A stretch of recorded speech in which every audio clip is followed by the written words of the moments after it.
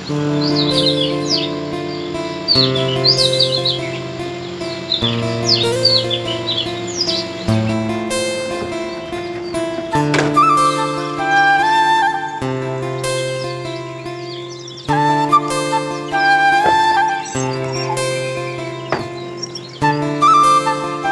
Everyone, Radhe Radhe सभी को। Welcome to my new blog. कैसे हैं आप सभी लोग? मैं आशा करती हूँ आप सभी लोग अच्छे होंगे, स्वस्थ होंगे और मस्त होंगे। तो अभी बज रहे हैं सुबह के 4:30 और इतनी सारी छुट्टियां होने के बाद फाइनली आज पहला दिन है जब बच्चे स्कूल जाएंगे। तो छुट्टियों में बच्चों का तो रूटीन बिगड़ जाता है, साथ में माँ बाप का भी रूटीन बिगड़ जाता है, क्योंकि अलार्म बंद करके आराम से सोने का वो चलता है ना। तो इसलिए थोड़ा सा रूटीन भी बिगड़ गया था। लेकिन मैंने पूरी कोशिश की थी कि मैं हमेशा 4 बजे या 3:30 बजे ब्रह्म मुहूर्त में ही उठती थी। लेकिन उसके बाद भी लंच वगैरह बनाने की आदत नहीं रहती ना सुबह सुबह, तो उसकी वजह से रूटीन बिगड़ गया था।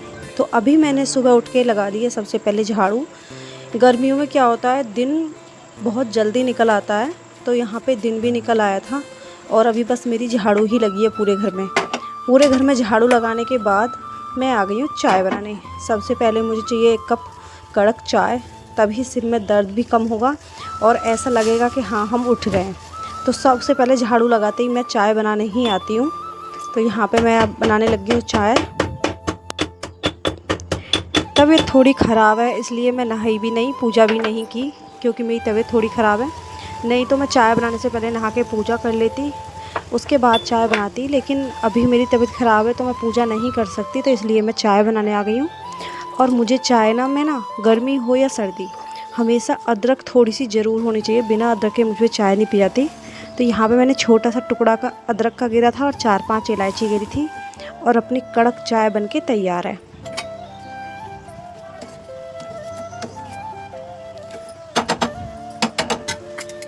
जब तक सुबह के टाइम चाय ना मिले ना, शरीर काम ही नहीं करता। मतलब इतनी गंदी आदत हो जाती है ना चाय की, पी के मैं हमेशा सोचती हूँ कि चाय छोड़ूंगी।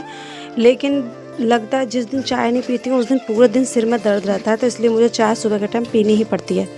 बच्चों को भी मैंने उठा दिया है और यहाँ पे बच्चे ने कर लिया है कोलगेट।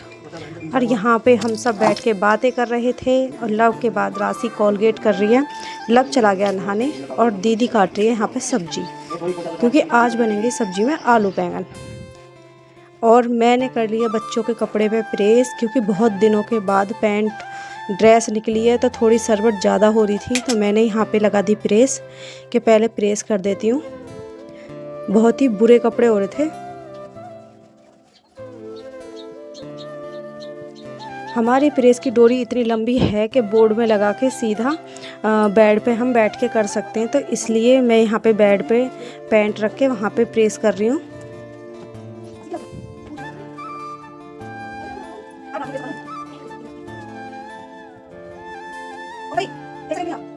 पैंट पे प्रेस करने के बाद बारी आ गई शर्ट की, और शर्ट की मैं तय नहीं लगाऊंगी। शर्ट को मैं ऐसे ही खुले बटन से अच्छे से प्रेस करके रख दूंगी, क्योंकि नहाने ही गए हैं, आते ही पहनेंगे। तो इसलिए मैंने ऐसे ही इन्हें खुले खुले रख दिया है, क्योंकि बार बार बटन लगाने और खोलने, अभी पहनेंगे ही तो फिर बटन क्यों लगाने। तो इसलिए मैंने प्रेस करके इन्हें ऐसे ही रख दिया है।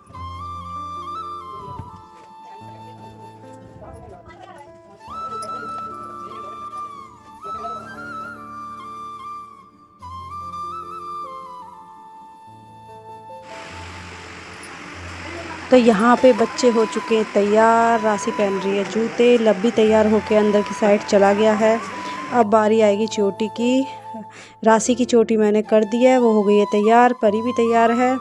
हनी स्कूल जा नहीं रहा, बस आशी की चोटी दीदी कर रही थी और ये जाने लगे बच्चे स्कूल।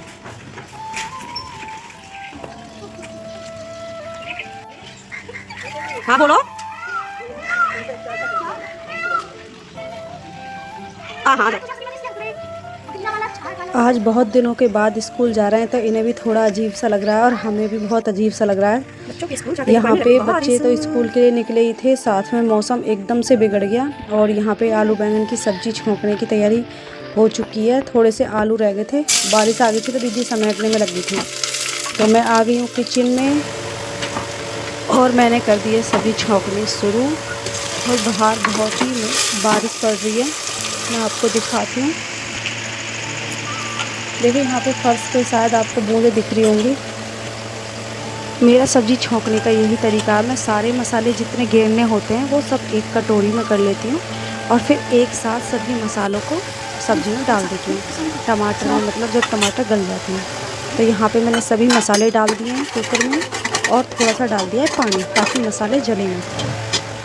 अब हम इन्हें अच्छे से भून लेंगे और यहाँ पे आप देख सकते हैं मेरा मसाला बहुत ही अच्छे से प्यारा सा भून चुका है। अब बारी आती है हमें आलू और बैंगन गिरने की। आलू बैंगन मेरे पतिदेव के फेवरेट हैं और वो यहाँ पे हैं तो मैंने इसलिए आलू बैंगन बनाए।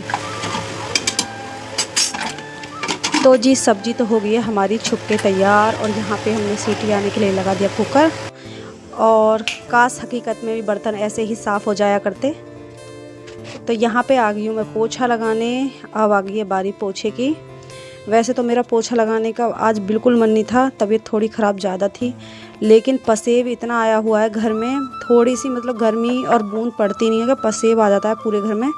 तो यहाँ पे पूरे घर में आया हुआ था पसेब, तो इसलिए मुझे सूखा सूखा पोछा मारना पड़ा क्योंकि बहुत ज़्यादा पसेब से ना उमस सी निकलती रहती है पानी सा। और यहाँ पे आप देख सकते हैं अभी भी बारिश पड़ रही है, लेकिन बारिश पड़ो या ना मैं पोछा ज़रूर लगाती हूँ क्योंकि मेरा मन नहीं मानता जब तक पोछा लग के घर साफ़ नहीं हो जाता। तो यहाँ पे अब बारी आ गई है बरामदे में पोछा लगाने की। तो यहाँ पे मैं पूरा बरामदा भी साफ़ कर लिया है।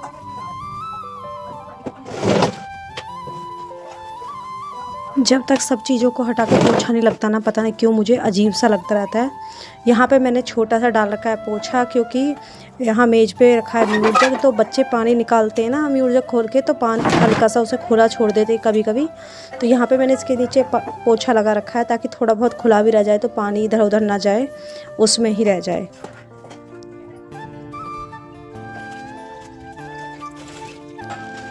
तो जी मैंने डाल रखे हैं मशीन में कपड़े। मौसम ख़राब था लेकिन अचानक से ख़राब हुआ तो मैंने कपड़े पहले ही डाल दिए थे सुबह के टाइम।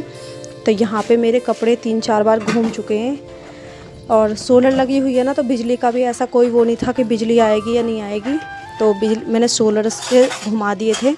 थोड़ी बहुत बिजली बनाती रहती है सोलर, चाहे बारिश आती रहे लेकिन थोड़ी बहुत बिजली इतनी बनाती रहती है कि हमें कोई ज़रूरी काम हो तो वो हो सकता है। तो यहाँ पे मैंने सारे कपड़े निकाल लिए हैं मशीन से बाहर और बारिश भी रुक चुकी है।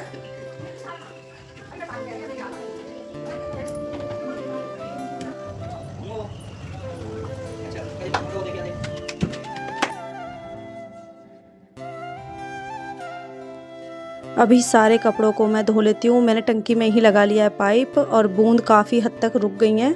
हल्की सी धूप निकलने की भी आशा लग रही है, तो इसलिए मैंने फटाफट पहले कपड़े धो लिए ताकि ये मशीन में सूखने के बाद अगर हल्की सी भी इनमें धूप लग जाएगी ना तो ये अच्छे से सूख जाएंगे, क्योंकि मशीन में सुखाने के बाद ज़्यादा गीले तो रहते नहीं हैं। यहाँ पर कपड़े निकालते निकालते हम सासू बहू कर रहे थे कुछ बात, क्योंकि मम्मी आई हैं अभी खेत पे से न्यार लेके।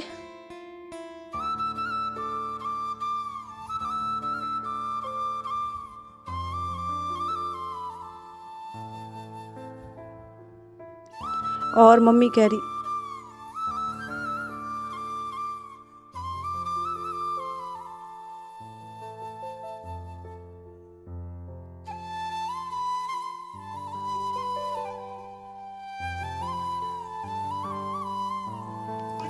तो जी हमने कपड़े मशीन में सुखा लिए हैं और अब बारी है इन्हें तार पे सुखाने की। धूप निकल आई है हल्की सी, बस हल्की सी धूप लगेगी, हवा लगेगी और कपड़े एकदम से हमारे सूख के तैयार हो जाएंगे।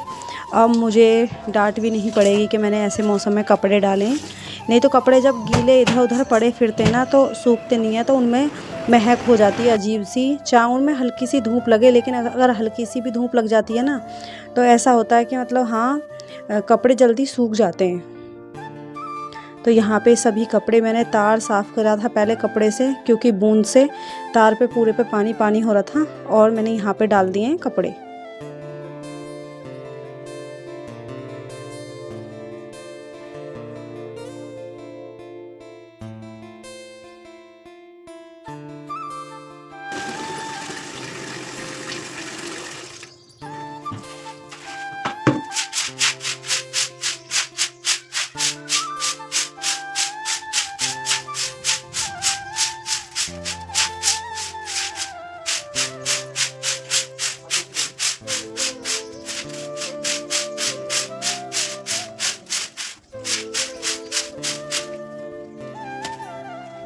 सारा काम हमारा हो चुका है साफ़ सफाई का, यहाँ से भी कर दिया है हमने साफ़।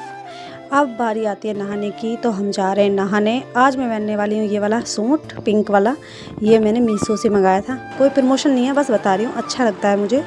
तो यहाँ पे नहा के हम हो चुके हैं रेडी। थोड़ा सा कर लेते हैं मेकअप, बिंदी और लिपस्टिक और थोड़ा सा सिंदूर, बस और तो कुछ नहीं। गर्मी में बाल भी काटने बहुत भारी हो जाते हैं, क्योंकि बाल जब चिपक जाते हैं ना बहुत मुश्किल हो जाता है। मैं तीसरे दिन सिर धोती हूँ, फिर भी ऐसा लगता है जैसे सिर कितने दिन से नहीं धोया है।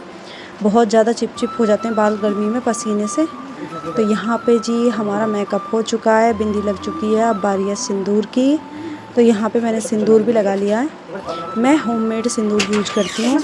अगर किसी को घर का बना सिंदूर यूज़ करना है तो वो मुझे बता सकता है, क्योंकि बाहर के जो सिंदूर होते हैं ना उनसे थोड़ी सी एलर्जी सी हो जाती है। तो मैं घर पे ही सिंदूर बना के यूज़ करती हूँ। और यहाँ पे आप देख सकते हैं, मैंने ये हिस्सा आपको नहीं दिखाया था, यहाँ भी मैं पूरा साफ़ कर चुकी हूँ।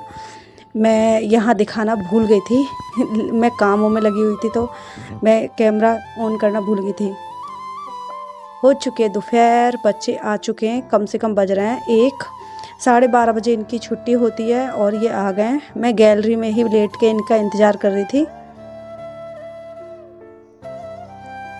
पतिदेव बाहर धो रहे हैं बाइक और बच्चे आ गए हैं। मैं बना लेती हूँ उनके लिए खाना।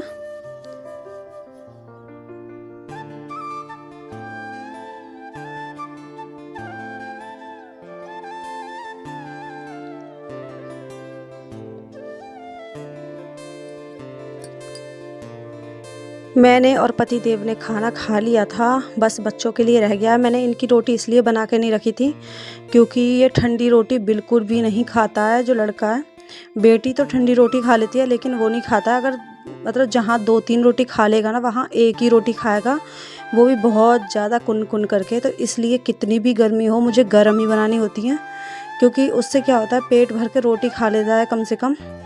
तो उन दोनों ने कपड़े बदल लिए हैं और आवाज़ लग रही है अब खाने के लिए। तो यहाँ पे मैं उनकी कर देती हूँ प्लेट तैयार, बेटी उठा के ले जाएगी।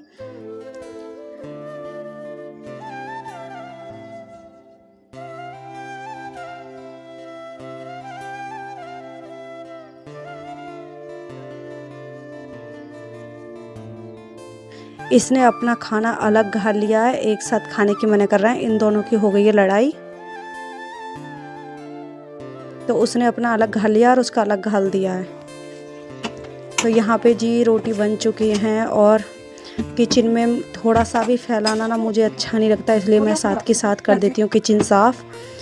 मुझे थोड़ी सी प्रॉब्लम है, क्योंकि अगर थोड़ा भी गंदा रह जाता है तो मुझे बहुत ज़्यादा दिक्कत होने लगती है। मैं लेट भी नहीं सकती, तब तक मुझे गंदा दिखाई देगा। तो इसलिए मैं यहाँ पे कर देती हूँ पूरा किचन साफ़, और साथ के साथ ही बच्चे इतने खाना खा रहे हैं कर दूँगी बर्तन भी साफ़। और बची हुई सब्ज़ी जो बची थी कुकर में, वो मैंने कर लिया कटोरे में ताकि इसे फ्रिज में रख सकूं।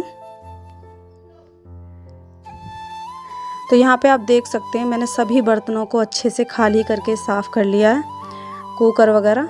और अभी थोड़ी देर पहले कुछ भी बर्तन नहीं थे, अभी इतनी सी देर में बहुत सारे बर्तन हो चुके हैं हमारे।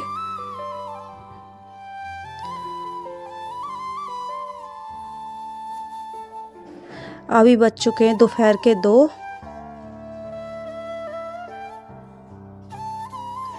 तो दोस्तों यही था मेरा सिंपल सा रूटीन घर का।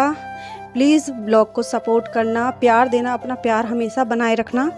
और बच्चों का आज पहला दिन था स्कूल में, तो बच्चे भी थोड़ा ज़्यादा थके हुए हैं और मैं भी थोड़ी देर आराम कर लूँगी काम करने के बाद दोपहर के, क्योंकि बज चुके हैं 2-3 बजे से फिर से अपनी दिनचर्या शुरू हो जाएगी, क्योंकि गाँव में 3 बजे से दिनचर्या शुरू हो जाती है।